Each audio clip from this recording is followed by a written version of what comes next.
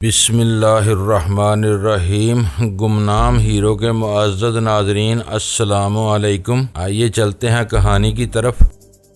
Inspector یاور نے بذات خود ڈرائیونگ کیبن کی تلاشی لی، لیکن اس میں سے بے مصرف کاغذات اور فلمی اداکاروں کی بیہودہ تصاویر کے تراشوں کے علاوہ کوئی کارآمد چیز دستیاب نہ ہو سکی۔ گاڑی کے رجسٹریشن کے کاغذات سے ڈرائیونگ لائسنس تک کسی چیز کا پتہ نہیں تھا۔ وہ باہر نکلا تو سپاہی اپنی بندوقیں جیپ میں چھوڑ کر بھوسے سے بھرے ہوئے ٹاٹ کے بورے نیچے گرا رہے تھے، اور اس کے ساتھ آیا ہوا سب انسپیکٹر ان بوروں کا جائزہ لینے میں مصروف تھا۔ انسپیکٹر یاور بھی اس تلاش میں شریک ہو گیا۔ اس دوران میں لانڈی سے شہر جانے والی کئی گاڑیاں بھی وہاں رک گئی تھیں۔ جیپ کی سرکاری نمبر پلیٹ اور چند سرکاری وردیوں کی موجودگی نے اس تماش بین مجمع میں قیاس آرائیوں کا سلسلہ شروع کر دیا تھا، لیکن انسپیکٹر یاور نے ڈانٹ ڈپٹ کر ان لوگوں کو زرد وین سے دور ہی رکھا ہوا تھا۔ بھوسے کے بورے زمین پر گرتے رہے، لیکن ان میں سے کوئی چیز برآمد نہ ہوئی۔ لیکن جب وین پر چند بورے رہ گئے تو تہہ میں گورے لٹھے کے تھیلے نظر آنے لگے۔ سپاہیوں کے ہاتھوں میں اچانک تیزی آ گئی اور بورے گرا کر وہ سب وین پر چڑھ گئے۔ بوروں کے نیچے چھپے ہوئے تھیلے تعداد میں 6 تھے۔ ان کے منہ زرد رنگ کے موٹے دھاگے سے سلے ہوئے تھے۔ چاقو کے ذریعے پہلے تھیلے کا منہ کھولا گیا تو ان سب کی نگاہیں چمکنے لگیں۔ اس میں سیاہی مائل سبز رنگ کی چرس بھری ہوئی تھی۔ پھر یکے بعد دیگرے تمام تھیلے کھول دیے گئے۔ وہ سب چرس سے بھرے ہوئے تھے اور کسی بھی تھیلے میں اس کی مقدار 25-30 سیر سے کم نہیں تھی۔ انسپیکٹر یاور نے چرس کے تھیلے جیپ کے پچھلے حصے میں لدوائے اور ایک باوردی سپاہی کو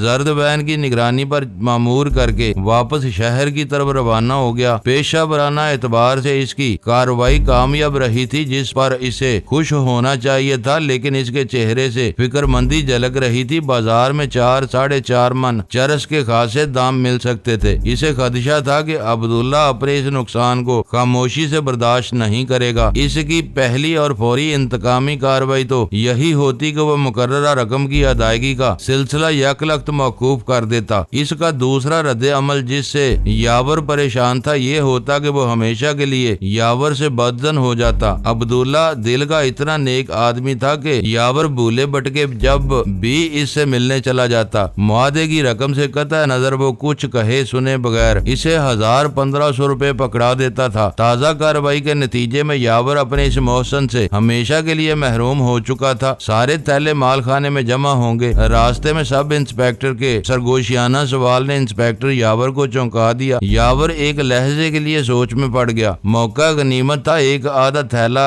غائب کر کے وہ سب خاصی رقم کما سکتے تھے، لیکن وہ عبداللہ کا مال تھا جسے ہضم کرنا اتنا آسان نہیں تھا۔ اسے خود تو نقصان ہوا ہی تھا، مگر وہ اس سے کسی اور کو بھی فیض نہیں اٹھانے دیتا۔ تھیلوں کی تعداد یا مال کی مقدار میں ذرا بھی کمی ہوتی تو وہ بلا جھجک چھاپا مارنے والوں پر برد کا الزام لگا کر ان کی بھی گردن پھنسوا دیتا، اور وہ مہینوں محکمہ جاتی تحقیقات میں الجھے رہتے۔ ہاں، ایک تولے کا بھی پھیر نہ ہونا چاہیے، انسپیکٹر یاور نے سنجیدگی سے کہا، ورنہ عبداللہ سارے شہر میں ڈنکا پٹوا دے گا۔ جیپ دفتر کے احاطے میں داخل ہوئی تو اس کے استقبال کے لیے سارا عملہ باہر نکل آیا۔ لوگ انسپیکٹر یاور اور اس کے ساتھیوں کو کامیاب چھاپے پر مبارکباد دے رہے تھے۔ ان سب کے لیے وہ کارروائی بہت اہمیت کی حامل تھی۔ یاور سے بغض رکھنے والے البتہ خاموش تھے اور اس وقت کا انتظار کر رہے تھے جب عبداللہ وہاں پہنچ کر ادھم مچاتا، لیکن اس منفی پہلو کے باوجود وہ یاور کی بڑی کامیابی تھی۔ سپرنٹینڈنٹ نے اعلیٰ حکام کو چھاپے کی کامیابی کی اطلاع دے دی تھی، اور وہ کسی بھی لمحے اخباری نمائندوں کے جرمٹ میں برآمد ہونے والی بھاری مالیت کی منو چرس کے معائنے کے لیے پہنچنے والے تھے۔ دفتر کا ہر شخص جیپ سے اتارے گئے تھیلوں تک پہنچنے کے لیے بے تاب تھا، جبکہ محکمہ آبکاری میں برسوں کی ملازمت کے باوجود انہوں نے کبھی چرس نہ دیکھی ہو، لیکن یاور ان کوششوں کا مطلب خوب سمجھتا تھا۔ تھیلے لوارس چھوڑ دیے جاتے تو وہاں چرس کی لوٹ مار مچ جاتی، جس کے ہاتھ جتنی لگتی لے بھاگتا، اور جب مال خانے کی تحویل میں دینے کے لیے وزن کیا جاتا تو ساری सारी कमी बेशी की जिम्मेदारी इंस्पेक्टर यावर और इसके साथ जाने वालों पर आयद कर दी जाती। लिहाजा इसने फौरी तौर पर थैलों के मुंह बांध कर इन्हें दफ्तर ही के एक कमरे में मुकफ्फल करा दिया। अलेक्जेंडर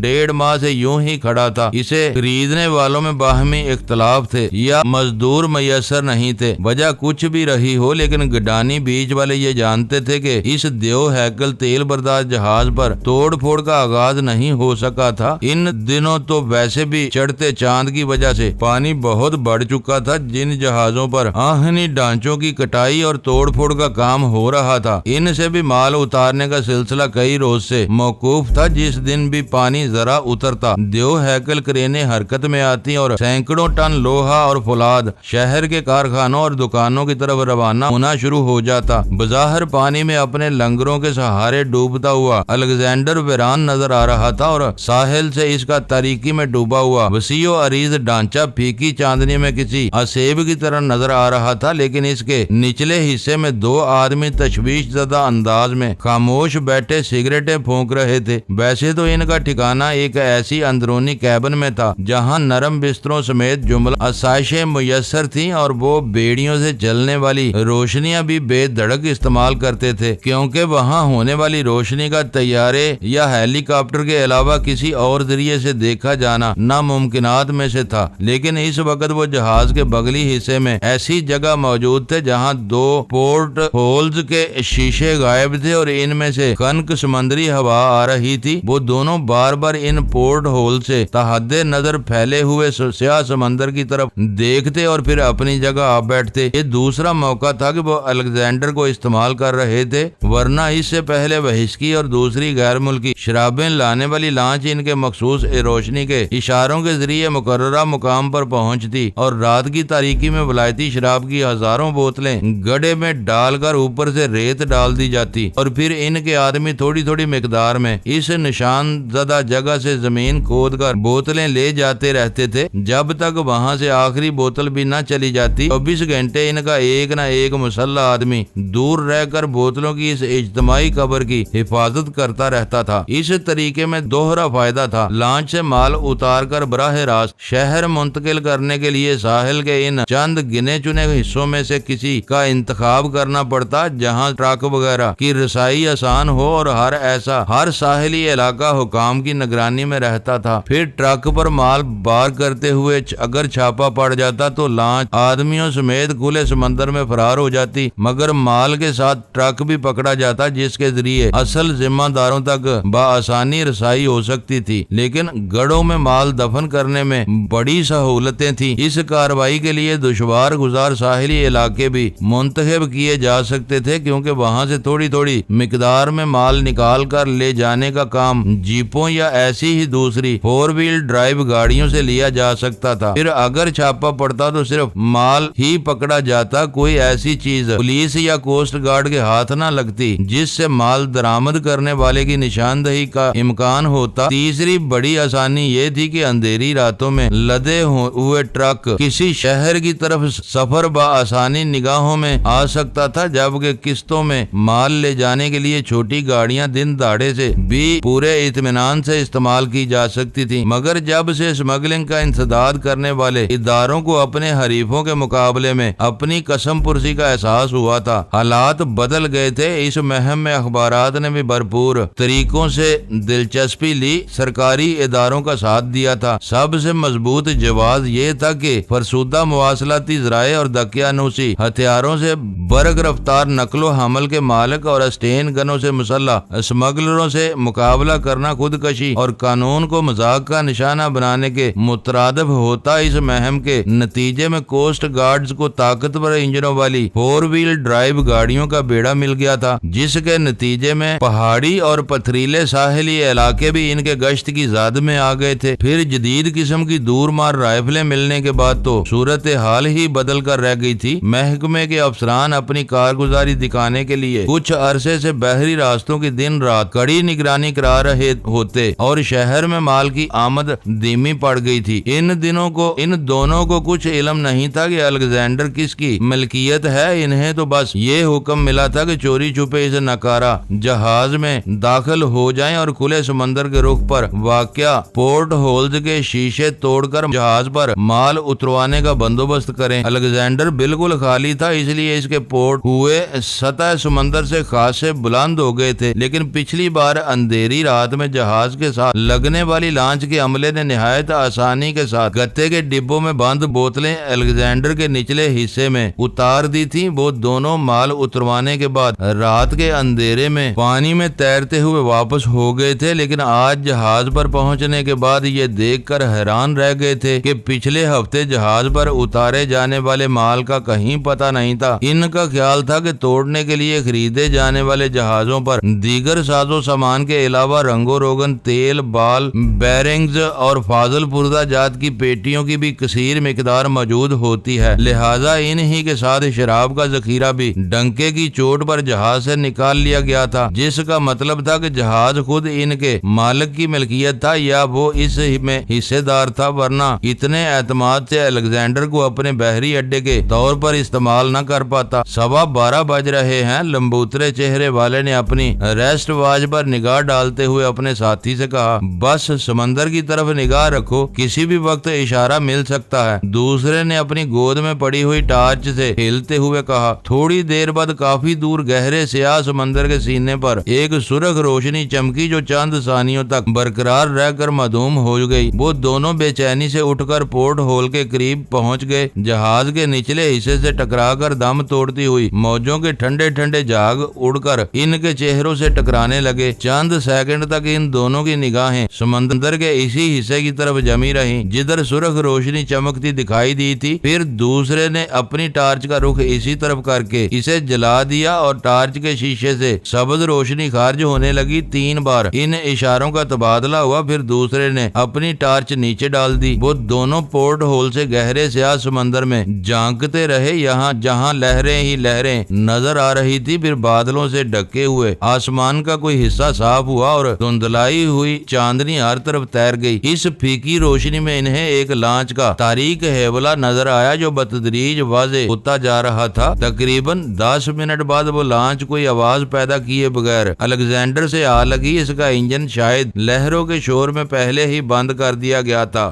इस लॉन्च से 2 कोवियल जुस्सा अफराद रस्सा थामे यके बाद दीगरे अलेक्जेंडर पर कूद आए और उन्होंने वो मोटा रस्सा एक मजबूत आहनी सतून से बांध दिया। इसी के साथ गत्ते की 10-10 बोतलों के साइज की पेटियां बरक रफ्तारी से उतारी जाने लगी। लंबूतरे चेहरे वाले आने वाले का हाथ बटाने लगा, दूसरा अलग खड़ा पेटियां गिनता रहा। अंधेरे में बिजली किसी सूरत से नकलो हरकत करते हुए मल्लाह इस वक्त भूत नजर आ रहे थे। शायद माल की मुंतकली इनके लिए अहम तरीन मरहला था, क्योंकि वो सब ही खामोश और संजीदा थे। बस इनके हाथ और पैर मशीनी अंदाज में चल रहे थे। ये कार्रवाई चल ही रही थी कि अचानक अंदर वाले चौंक पड़े, क्योंकि बाहर से यक तेज रोशनी का इनेकास अंदर दार आया। लॉन्च के अरसे से कई तहैयर अमेज चीखें उभरी, फिर बेदर पे कई छपाके सुनाई दिए। शायद कुछ लोग बौखलाकर समंदर में कूद गए थे। जो जहां है वहीं रुका रहे। बाहर मेगाफोन पर एक तहक्कम अमेज आवाज गूंजी, तुम्हारी लॉन्च इस वक्त कोस्ट गार्ड्स के नरगे में है। वो आवाज सुनते ही जहाज के अंदर मौजूद लोगों में सनसनी फैल गई और अंधेरे में जिसका जिधर मुंह उठा वो उधर भाग लिया। बाहर शराब लाने वाली लॉन्च रोशनी में नहाई हुई थी। गालबन इस पर 2 तरफ से सर्च लाइटों की रोशनी फेंकी जा रही थी और फजा में 2 इंजनों की गुराहटें गूंज रही थी। शायद कोस्ट गार्ड्स की लॉन्चें अपनी तमाम रोशनियां गुल करके साहिल पर लंगर अंदाज जहाजों के करीब से होती हुई 2 सिमतों से नमूदार हुई थी। लंबूतरे चेहरे वाले ने आगे बढ़कर पोर्ट होल के टूटे हुए शीशे से बाहर झांका तो इसे लॉन्च के अरशे पर कई आदमी हाथ उठाते हुए नजर आए। दूसरी तरफ लॉन्च धीमे धीमे हलकोरे लेती हुई जहाज से दूर सरक रही थी। शायद किसी ने ऊपर फरार होते हुए आहनी सतून से बंधा हुआ रस्सा खोल दिया था ताकि लॉन्च वालों को भाग निकलने का मौका मिले तो वो इससे भरपूर फायदा उठा सके। चंद सानियों बाद इस लॉन्च के अरशे पर कोस्ट गार्ड्स का बावर्दी और मुसल्ला अमला भी नजर आने लगा। शहर में एक अजीब सी कैफियत थी। मालूम होता था कि पुलिस और दूसरे महकमे मंशियात फरोशों की रोजी बंद करने पर तुल गए हैं। जेरे जमीन दुनिया के ज़हीन लोग भी हैरान थे कि यक पुलिस की कारकर्दगी की शरह इतनी बेहतर कैसे हो गई। आबकारी वालों को मंशियात की आमदोरफ्त का इल्म कैसे होने लगा, कोस्ट गार्ड्स सही वक्त और मुकाम पर कार्रवाई कैसे कर रहे थे। बस ऐसा मालूम हो रहा था जैसे किसी दरवेश ने कानून नाफिज करने वाले तमाम इदारों के अहलकारों को कोई तावीज घोल कर पिला दिया हो, जिसके नतीजे में इन्हें जुराइम और मुजरम अचानक ही नजर आने शुरू हो गए हों। एक दिन की कलील मुद्दत में मनों के हिसाब से चर्च पकड़ी गई थी, वलायती शराब की सैकड़ों बोतलें जब्त की गई थी, लियारी और कुरंगी के इलाके में देसी शराब तैयार करने की 2 भट्टियां तबाह की गई थी। इसके अलावा छोटे मोटे छापे गिनती से खारिज थे। एक दिन की इस कार्रवाई ने जेरे जमीन दुनिया के सरबराह वर्दा लोगों को बौखला कर रख दिया था, जिसके नतीजे में एक दूसरे के लहू के प्यासे ली मार्केट के एक ठिकाने पर सूरत हाल का जायजा लेने के लिए जमा हुए थे। मुझे मालूम है बड़े छापों के सिलसिले में मुखबरी हुई है। अब्दुल्ला ने हर एक का जायजा लेते हुए गंभीर आवाज में कहा, मुझे तो मालूम होता है कि हमारे कारकुनों में किसी तरह काली भीड़ें शामिल हो गई हैं, वरना मैं इतना जानता हूँ कि इस तरह बेखबरी में मेरा माल कभी नहीं पकड़ा गया। काली भीड़ें?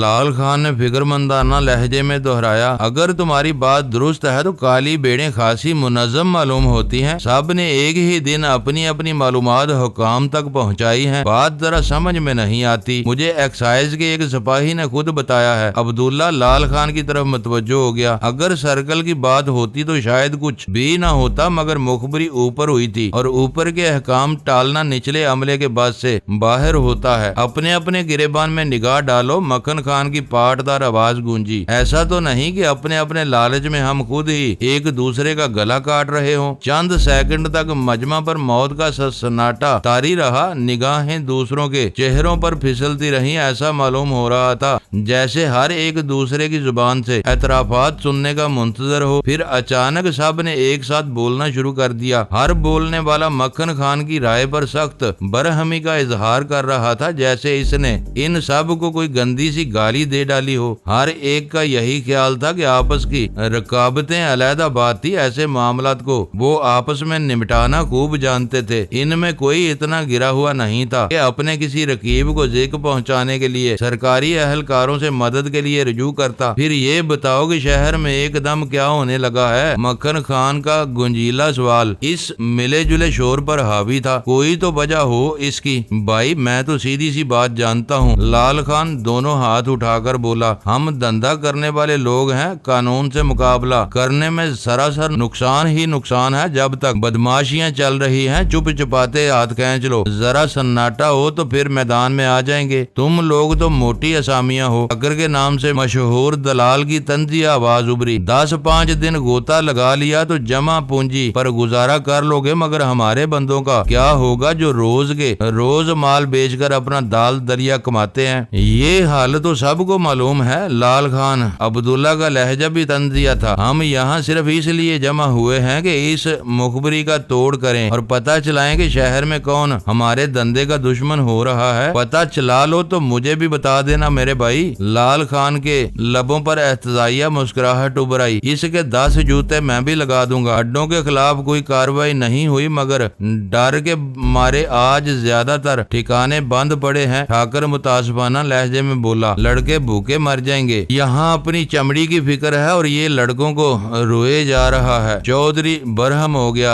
अबे नशेबाज नशे के बगैर सो नहीं सकता। अड्डे बंद हैं तो क्या हुआ? आस पास चल फिर कर धंधा हो रहा है होगा। ऐसे में गाहक भी खुशी खुशी एक का सवा दे जाता है। एक आध रोज गाड़ी चल जाएगी, मगर फिर माल कहाँ से मिलेगा? ठाकर बोला, शहर के माई बाप तो सब यहाँ जमा है, तो अपना दिल छोटा न कर भाई। मक्खन खान फिर बोल पड़ा, कोई पंचायत नहीं है जिसका फैसला सब मानेंगे। जो खतरा मोल लेगा वो दुगना नफा भी कमाएगा। यहाँ सब हाँ में हाँ मिलाएंगे, मगर बाहर हर एक अपनी मर्जी करेगा। वसी कमरे में एक मर्तबा फिर शोर होने लगा। मक्खन खान को लताड़ने में वही लोग पेश थे जो इस संगीन सूरत हाल में रिस्क लेकर 1 के 4 बनाने की फिक्र में पड़े हुए थे। इन्हें डर था कि मक्खन खान की बार बार की तकरार पर कहीं इस बेकायदा इजलास में कोई ऐसी तजवीज न मंजूर कर ली जाए जिसके नतीजे में इनके सुनहरे ख्वाबों की तकमील का मामला खटाई में पड़ जाए, और यूं वो इजलास किसी नतीजे पर पहुंचे बगैर बर्खास्त हो गया। जहांगीर का सीना फखर से फूला हुआ था। इसके आदमियों ने बड़ी मेहनत से काम किया था। तारक और नादर ने भी बहुत پھرتی دکھائی تھی، جس کے نتیجے میں شہر میں روایتی نشوں کا کال پڑ گیا اور زیر زمین دھندے کرنے والوں پر ایسا سوگ طاری ہوا جیسے وہ سب اپنے قریبی اغراء کو اجتماعی قبر میں دفن کر کے لوٹے ہوں۔ اسے عیسیٰ خان کو رقم پہنچانے کا کام بھی سونپا گیا تھا۔